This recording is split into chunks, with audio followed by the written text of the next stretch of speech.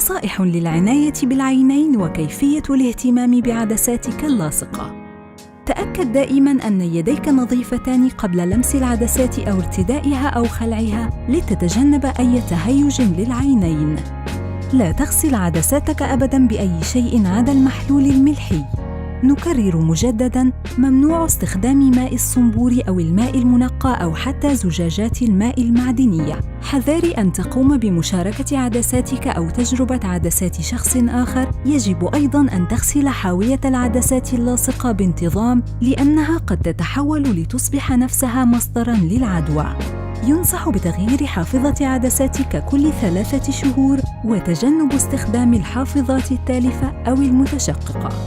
اتبع تعليمات طبيبك بخصوص ارتداء واستبدال العدسات اللاصقة الطبية. أخيراً، نود التنبيه أنه إذا شعرت بأن مظهر عينيك ليس طبيعياً، أو أنك تشعر بعدم ارتياح في عينيك، أو حتى أنك لديك صعوبة في الرؤية، يجب التوجه فوراً لطبيب العيون المختص لفحص عينيك.